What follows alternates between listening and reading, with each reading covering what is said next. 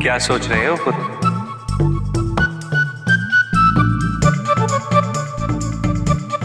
आप पुनः अपने जटाधारी रूप में ही आ जाइए।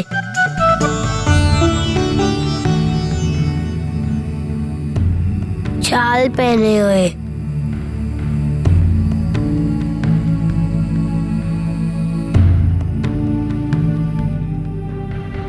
तो क्या तुम्हें सांसारिक वस्त्रों और मेरी जोगिया रूप में अंतर समझ में आ गया पुत्र?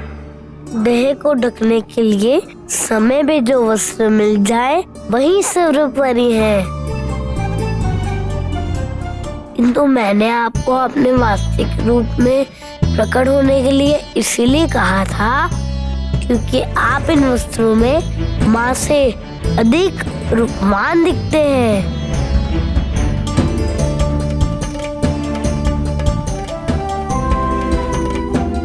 और मैं नहीं चाहता कि मेरी माता से कोई अधिक सुंदर दिखे।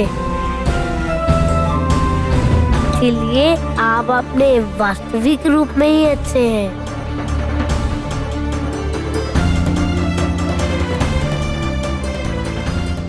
जैसी तुम्हारी इच्छा।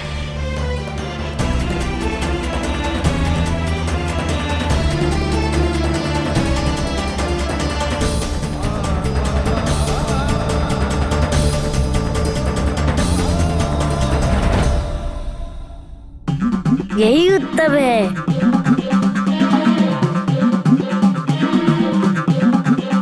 मेरे मूषक मित्र मेरी प्रतीक्षा कर रहे होंगे।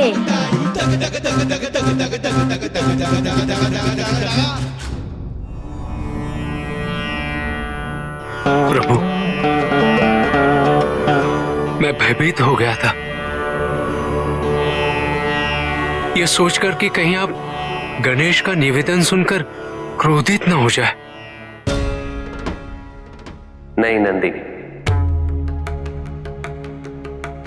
संतान की जिज्ञासा को धैर्य के साथ सही तर्क और उत्तर के साथ संबोधित करना अति आवश्यक है।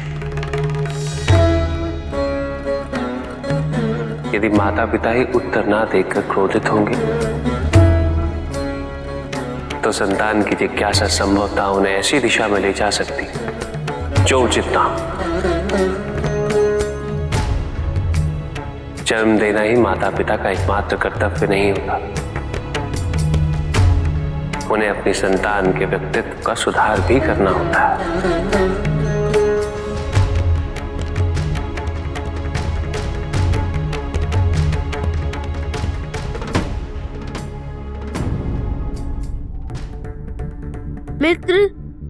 मित्र कहाँ चले गए तुम? मित्र कहाँ हो तुम सब?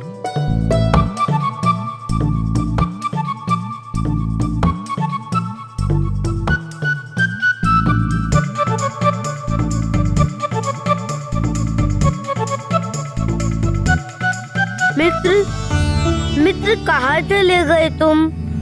मित्र कहाँ चले गए? मित्र कहाँ चले गए तुम? कहीं वो मेरे साथ खेल तो नहीं रहे हैं? अवश्य छुपे होंगे और चाहते होंगे कि मैं उन्हें ढूंढूं। अभी ढूंढता हूँ।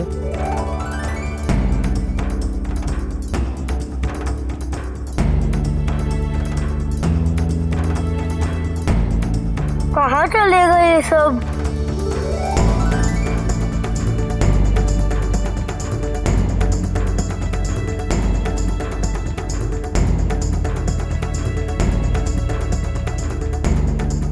रुको,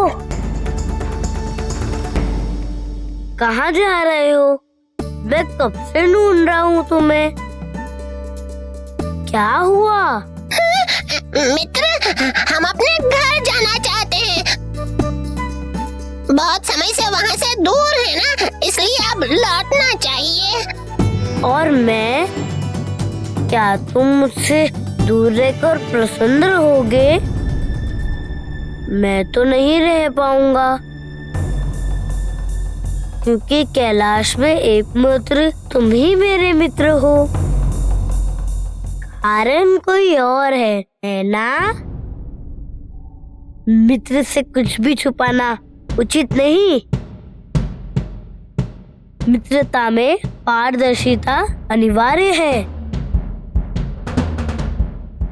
महादेव के सर्प नागदेव, उनको हमारा यहाँ रहना अच्छा नहीं लग रहा है। वासुकी को? हाँ, कहते हैं कि कैलाश में मूषक के लिए कोई स्थान नहीं। हाँ, वो हमें अपना भोजन बना लेंगे, ये भी कहा उन्होंने।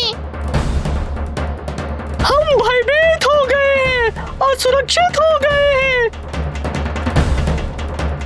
इसलिए हम यहाँ से जाना चाहते हैं। समस्या से भयभीत होकर पलायन करना समाधान नहीं। अन्याय सहना सबसे बड़ा अन्याय है।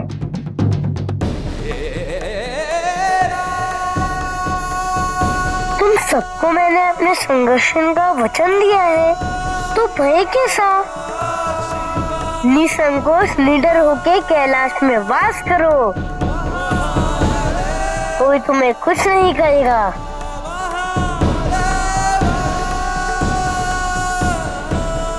ये मेरा वचन है, और जानते हो ना, एक बार मैंने वचन दे दिया तो दे दिया। मित्र, हम रुक तो जाएंगे, किंतु कैलाश में हमारा अस्तित्व कुछ भी नहीं रहेगा। तुम सब मेरे मित्र हो, मेरे संकट हो।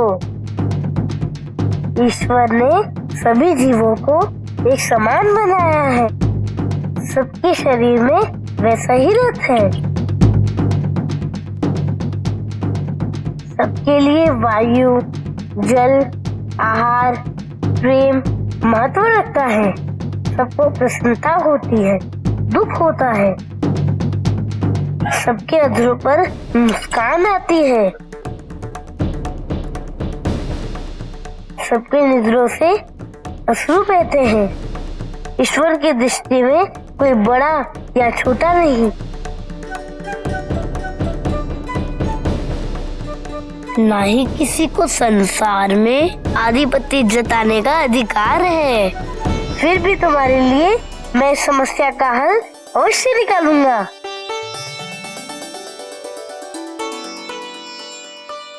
अब चलो मेरे साथ, हम उस पर्वत के पीछे जाके देखते हैं वहाँ क्या है।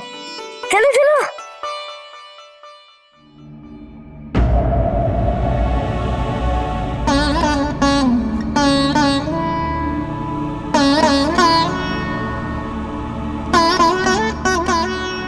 क्या हुआ स्वामी? आपके अधरों पे धरी मुस्कान का कारण?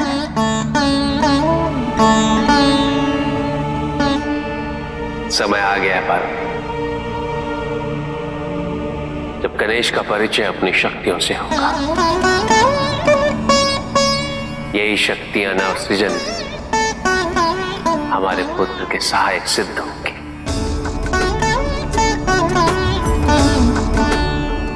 आपका पुत्र आप ही की विचारधारा, आपके दर्शन शास्त्र का अनुसरण कर रहा है। भेदभाव मिटा रहा है संसार। प्राणियों को एक दूसरे के समीप लाने का कार्य आरंभ कर चुका है वो। आपको कितनी प्रसन्नता हो रही होगी ना स्वामी? प्रसन्नता को पुनः परिभाषित कर दिया है हमारे पुत्र ने।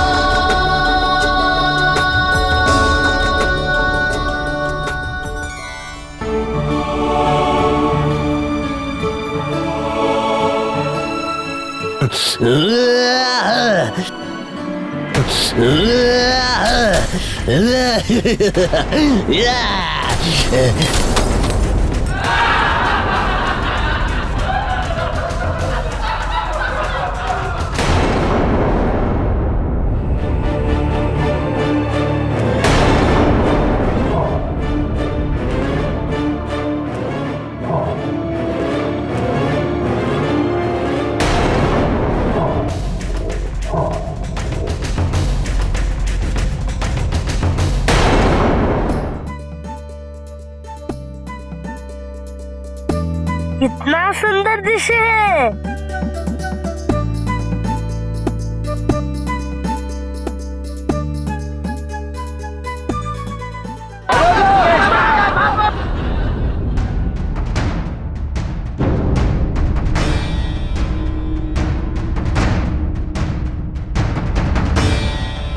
इतना बड़ा मूषक और इतने सारे किसान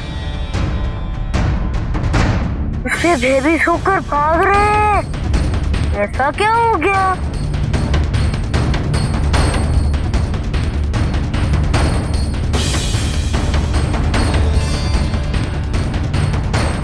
हे दिव्य बालक, हमारी रक्षा करो। ये दुष्ट मूषक निसंदेह कोई दैत्य है। इसने हमारे अनाज को नष्ट कर दिया है। हमने इसे रोकने का प्रयत्न भी किया, किंतु इसने हम पर ही आक्रमण कर दिया। चिंता ना करें, मैं महादेव पार्वती पुत्र गणेश आपकी सहायता करूंगा। महादेव पुत्र गणेश, आप साक्षात यहाँ? हमारे तो भाग ही खुल गए। अब हमें चिंता की कोई आवश्यकता नहीं है।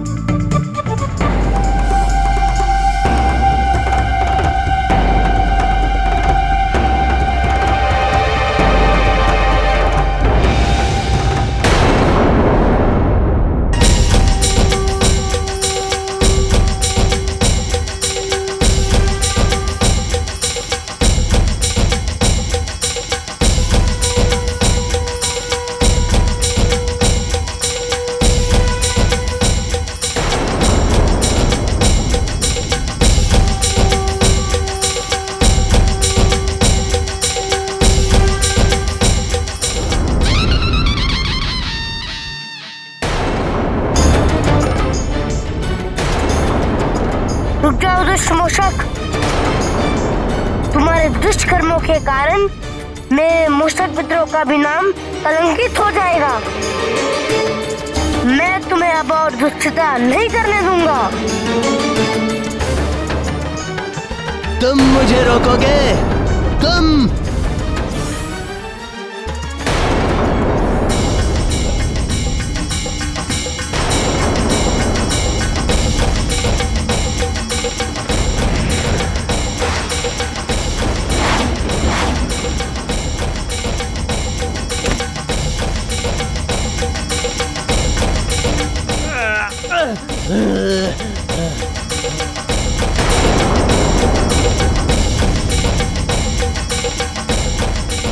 क्षमा मित्र, ये मूषक थोड़ा भिन्न है।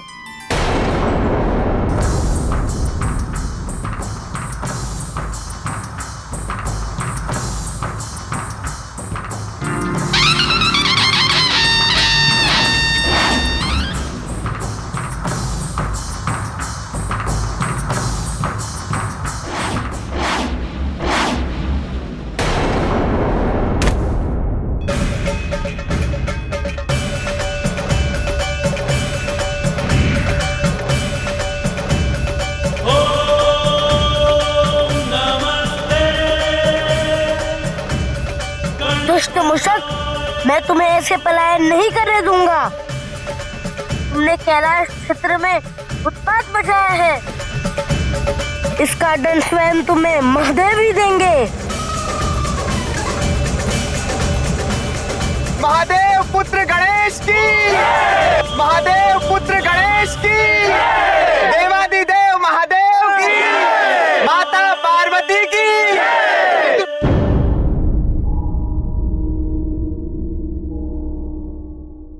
पिताश्री,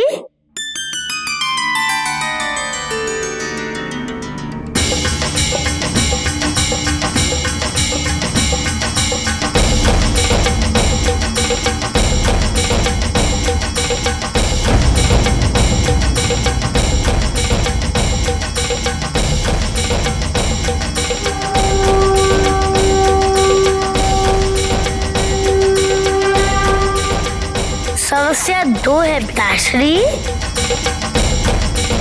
एक तो मेरे मूषक मित्रों की समस्या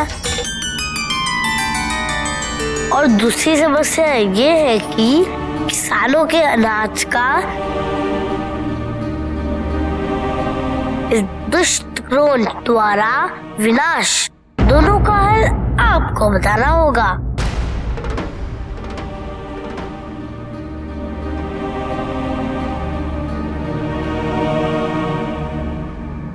तुम गणाध्यक्ष,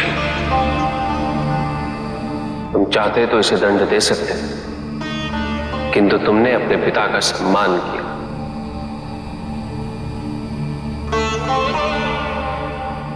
किंतु यदि मैं तुम्हें इन्हें दंड देने का अधिकार दूं, तो तुम इन्हें क्षमा करोगे या शमन?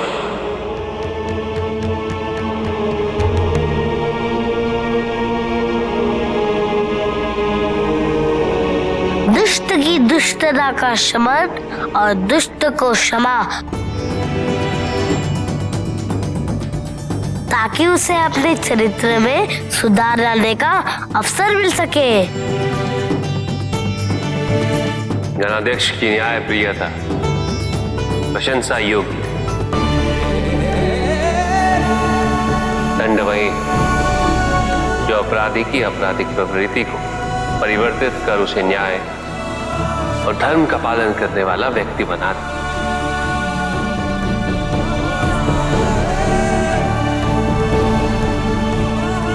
विशालकाय मूषक का दंड यही है।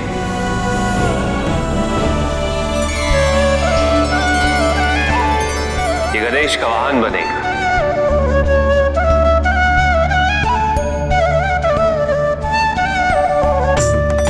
उसे अपनी भूल को सुधारने का इससे उत्तम अवसर नहीं मिल सकता।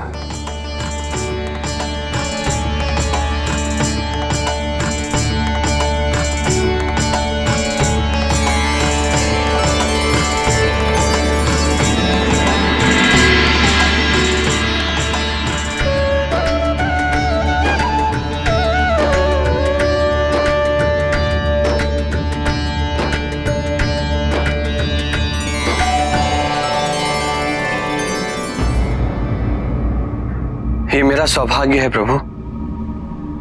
मेरे अधीर स्वभाव के कारण वामदेव ऋषि ने मुझे अभिशापित कर दिया और मूषक बना दिया था।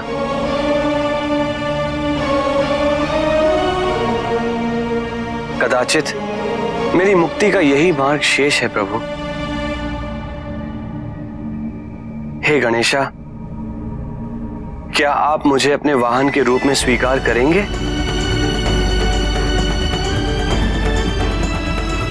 अवश्य। धन्यवाद गणेश, धन्यवाद प्रभु। और हमारे साथ न्याय कब होगा?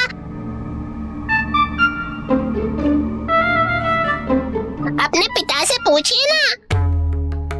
न्याय तो मैं कर चुका हूं। कब?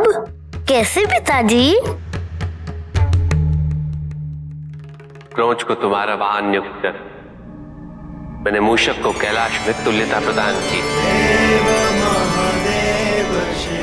मूषक प्रजाति को न केवल कैलाश में अपितु समस्त संसार में वही स्थान और संस्कार मिलेगा।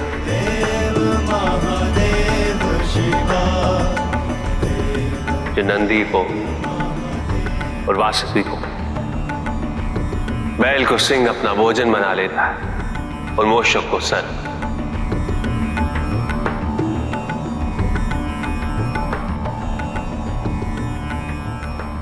किंतु यहां कैलाश में सभी जीवों का एक साथ मिलजुल कर रहे सहनशीलता और सद्भावना का उदाहरण बनेगा।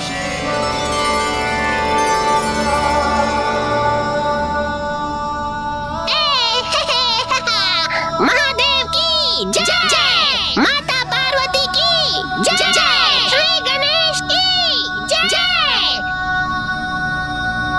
स्वामी, आपके एक निर्णय ने सारी समस्याओं का समाधान दे दिया।